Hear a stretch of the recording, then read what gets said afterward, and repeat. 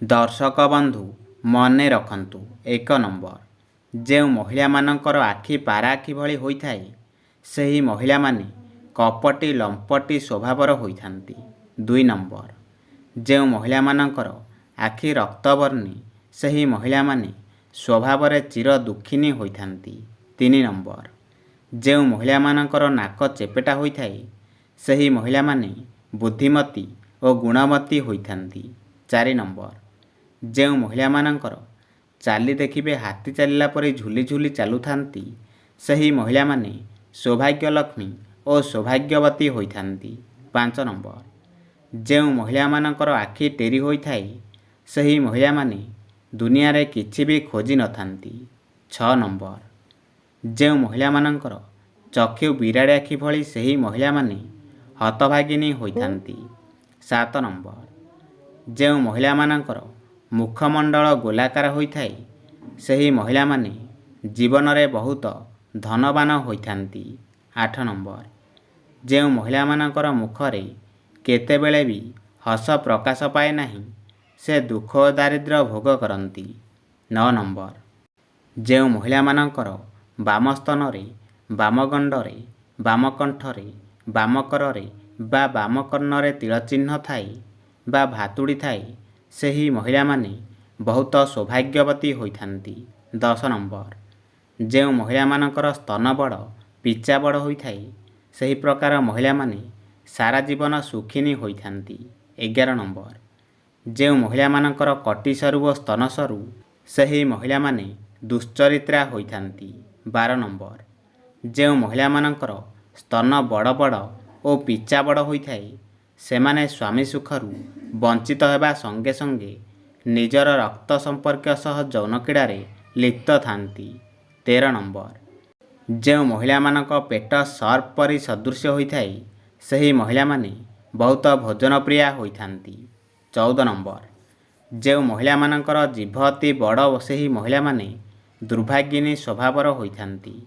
15 number, ଯେଉଁ ମହିଳାମାନଙ୍କର ଦାନ୍ତ ବଡ଼ ବଡ଼, ସେହି ମହିଳାମାନେ ଭାରି ରାଗୀ ସ୍ୱଭାବର ହୋଇଥାନ୍ତି।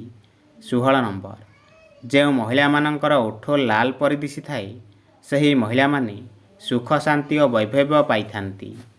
17 ନମ୍ବର, ଯେଉଁ ମହିଳାମାନଙ୍କର ଆଖି କୋଇଲି ଆଖି ପରି ଦିଶିଥାଏ, ସେହି ମହିଳାମାନେ ବୁଦ୍ଧିମତୀ ଓ ଗୁଣବନ୍ତୀ ହୋଇଥାନ୍ତି। 18 ନମ୍ବର, ଯେଉଁ ମହିଳାମାନଙ୍କର ମୁହଁ ଗୋଲାକାର ହୋଇଥାଏ, ସେହି ପ୍ରକାର ମହିଳାମାନେ ସୁଲକ୍ଷଣୀ ସ୍ୱଭାବର ଅଟନ୍ତି। 19 ନମ୍ବର, ଯେଉଁ ମହିଳାମାନଙ୍କର ମୁହଁ ଅତି ସରୁ ବା ଗୋଜିଆ ହୋଇଥାଏ, ସେହି ପ୍ରକାର ମହିଳାମାନେ ଜିଦଖୋର ପ୍ରକୃତିର ଅଟନ୍ତି। 20 ନମ୍ବର, ଯେଉଁ ମହିଳାମାନେ ଗାଲ ଉଚ୍ଚା ହୋଇଥାଏ, ସେହି ପ୍ରକାର ମହିଳାମାନେ ସ୍ୱଭାବରେ ସୁଲକ୍ଷଣୀ ଅଟନ୍ତି। 21 ନମ୍ବର, ଯେଉଁ ମହିଳାମାନଙ୍କର ପାଦ ଛୋଟ ହୋଇଥାଏ, ସେହି ପ୍ରକାର ମହିଳାମାନେ ସବୁବେଳେ ମୈଥୁନରେ ପ୍ରିୟ ହୋଇଥାନ୍ତି। 22 ନମ୍ବର, ଯେଉଁ ମହିଳାମାନଙ୍କର ନାକ ଅଗ୍ରଭାଗରେ କଳାଜାଇ ଚିହ୍ନ ଥାଏ, ସେହି ମହିଳାମାନେ ସୌଭାଗ୍ୟବତୀ ହୋଇଥାନ୍ତି। 23 ନମ୍ବର, ଯେଉଁ ମହିଳାମାନଙ୍କର କପାଳରେ କଳାଜାଇ ଚିହ୍ନ ରହିଥାଏ, ସେହି ମହିଳାମାନେ ଧନବାନ ଓ କୀର୍ତ୍ତିବାନ ହୁଅନ୍ତି। 24 ନମ୍ବର, ଯେଉଁ ମହିଳାମାନଙ୍କର ଆଖି ଚିଲାଖିଆ ହୋଇଥାଏ, ସେହି ମହିଳାମାନେ ବହୁତ ସେକ୍ସି ସ୍ୱଭାବର ହୋଇଥାନ୍ତି। 25 ନମ୍ବର, କନ୍ୟାର ବିବାହ ଶୀଘ୍ର ହେବା ପାଇଁ ଶୁକ୍ଲପକ୍ଷ ସୋମବାରରେ ଭଗବାନ ନାରାୟଣଙ୍କୁ ଝିଅର ବାପା କିମ୍ବା ମା ପୂଜା କରିବା ଉଚିତ। 26 ନମ୍ବର, ପୂଜାରେ ନାରାୟଣଙ୍କୁ ହଳଦୀ ରଙ୍ଗର ରେଶମ ଚାଦର ଓ ଘିଅ ତିଆରି ଲଡ଼ୁ ଅର୍ପଣ କରି ବିବାହ ପ୍ରାର୍ଥନା କରିବା ଉଚିତ। 27 ନମ୍ବର, ଏହିଭଳି ଭାବରେ 3 ରୁ 4 ସୋମବାର ପୂଜା କଲେ ମହିଳାମାନଙ୍କୁ ଝିଅ ବାହା ପାଇଁ ଆଶା ଶୁଭ ଫଳ ମିଳିଥାଏ। 28 ନମ୍ବର, ମହିଳାମାନେ ଯଦି ସବୁ କାର୍ଯ୍ୟକୁ ନିଜ ଇଚ୍ଛାରେ କରିବେ ବୋଲି ଭାବନ୍ତି, ତେବେ ସେ ସର୍ବଦା ବିପଦରେ ପଡ଼ିଥାନ୍ତି।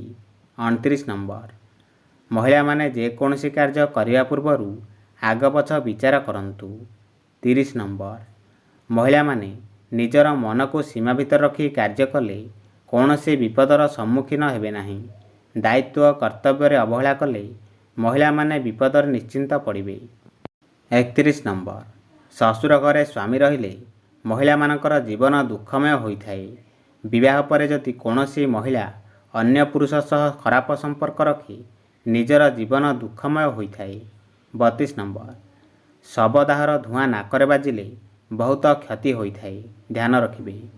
33 ନମ୍ବର, ଗାଲରେ କେବେ ହାତ ଦେଇ ବସନ୍ତୁ ନାହିଁ, ଏହା ଅଶୁଭତ୍ୱକୁ ବଢ଼ାଇଥାଏ। 34 ନମ୍ବର, ବାମ ହାତରେ ପାଣି ଗ୍ଲାସ ଧରି ପିଅନ୍ତୁ ନାହିଁ, ଏହା ମଦ ତୁଲ୍ୟ ହୋଇଥାଏ। 35 ନମ୍ବର, ନିଜ ଘରେ ପୂର୍ବକୁ ଶ୍ୱଶୁର ଘରେ ଦକ୍ଷିଣକୁ ମୁଣ୍ଡ ଦେଇ ଶୋଇଲେ ମଙ୍ଗଳ ହୋଇଥାଏ, ମନେ ରଖିବେ। 36 ନମ୍ବର, ବରଗଛ ଓ ଓସ୍ତଗଛ ବିବାହ ଦେଲେ କନ୍ୟାଦାନର ଫଳ ମିଳିଥାଏ। 37 ନମ୍ବର, ପୂର୍ଣ୍ଣିମାରେ ଦିନ 10ଟା ପରେ ଅଶ୍ୱତ୍ଥ ଗଛ ମୂଳେ ଲକ୍ଷ୍ମୀଙ୍କ ନାମରେ ପୂଜା କଲେ ଆର୍ଥିକ ସଙ୍କଟ ଦୂର ହୋଇଥାଏ। 38 ନମ୍ବର, ସନ୍ଧ୍ୟାବେଳେ ଘରର ଦୁଆର ମୁହଁରେ ବସନ୍ତୁ ନାହିଁ, ମା ଲକ୍ଷ୍ମୀଙ୍କର ଗମନାଗମନ ବନ୍ଦ ହୋଇଯାଇପାରେ। 39 ନମ୍ବର, ଘରୁ ବାହାରକୁ ଯିବାବେଳେ ଡାହାଣ ପାଖରେ ପାଣି କଳସ ଥିଲେ ଆପଣଙ୍କର ମଙ୍ଗଳ ହୋଇଥାଏ। 40 ନମ୍ବର, କାହାରି ଘର ବା ଚଉରା ପ୍ରତିଷ୍ଠାରେ ଯଦି କଉଡ଼ି ଏବଂ ପଇସା ପାଆନ୍ତି ତାକୁ ଆଣି ଆପଣଙ୍କ ପଇସା ରଖିବା ଜାଗାରେ ରଖନ୍ତୁ, ଏହା ଆପଣଙ୍କୁ ଆହୁରି ଧନୀ କରିଥାଏ। 41 ନମ୍ବର, ଯଦି ଆପଣଙ୍କ ପାଖରେ ପଇସା ବଞ୍ଚୁନାହିଁ ତେବେ ପକେଟରେ ବା ପଇସା ରଖୁଥିବା ଜାଗାରେ ବେଲପତ୍ର ସହିତ ମନ୍ଦାର ପତ୍ର ରଖନ୍ତୁ। 42 ନମ୍ବର, ଯଦି ଆପଣ ବାରମ୍ବାର ଦୁର୍ଘଟଣାରେ ସମ୍ମୁଖୀନ ହେଉଛନ୍ତି ତାହେଲେ ଘରୁ ବାହାରକୁ ଯିବାବେଳେ ଆପଣ ଦୁବ 2 କେରା ସାଙ୍ଗରେ ନେଇକି ଯାଆନ୍ତୁ, ଏହା ମଙ୍ଗଳ ହୋଇଥାଏ। 43 ନମ୍ବର, ଘରୁ ବାହାରକୁ ଗଲାବେଳେ ମୁଣ୍ଡରେ ଟିକେ ଚନ୍ଦନ ଲଗେଇକି ଯାଆନ୍ତୁ, ଆପଣଙ୍କର କାମ ଜୟ ହେବ। 44 ନମ୍ବର, ଝାଡ଼ୁକୁ ସବୁବେଳେ ଶୁଆଇ ରଖନ୍ତୁ ଏବଂ ଲୁଚେଇକି ରଖନ୍ତୁ, ଏହା ମଙ୍ଗଳ ଅଟେ। 45 ନମ୍ବର, ଘର କିଣିବା କିମ୍ବା ବନେଇବା ସମୟରେ ମୁଖ୍ୟ ପ୍ରବେଶ ଦ୍ୱାର ପୂର୍ବ ଦିଗକୁ ହେଲେ ଅଧିକ ଶୁଭ ହୋଇଥାଏ। 46 ନମ୍ବର, ବିଛଣାରେ ଶୋଇଥିବା ବେଳେ ଆପଣଙ୍କ ପ୍ରତିବିମ୍ବ କେବେ ବି ଆଇନାରେ ଦେଖିବା ଅନୁଚିତ, ଏହା ଅମଙ୍ଗଳ କରିଥାଏ, ଖରାପ ଶକ୍ତିର ପ୍ରଭାବ ପଡ଼ିଥାଏ।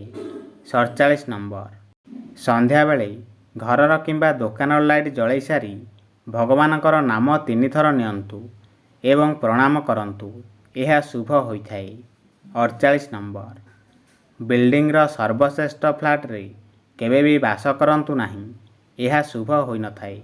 49 ନମ୍ବର, ଗୋଟିଏ ସିଧା ଲାଇନରେ ଘରର 3ଟି କବାଟ ରଖିବା ଅନୁଚିତ, ଏହା ଅମଙ୍ଗଳ ହୋଇଥାଏ। 50 ନମ୍ବର, ମାଛ ଜାର୍ ବା ଆକ୍ୱାରିୟମରେ ସୁନେଲି ମାଛ ରଖନ୍ତୁ ଏବଂ ଏହି ଜାରକୁ ରୋଷେଇ ଘର ବା ବେଡରୁମରେ ରଖନ୍ତୁ ନାହିଁ, ଏହା ଅମଙ୍ଗଳ ହୋଇଥାଏ। 51 ନମ୍ବର, କବାଟ ପଛପଟରେ କଉଡ଼ି ମୁଦ୍ରା ବାନ୍ଧି ଝୁଲାଇ ରଖନ୍ତୁ କିନ୍ତୁ ଘରର ପଛ କବାଟରେ ରଖନ୍ତୁ ନାହିଁ।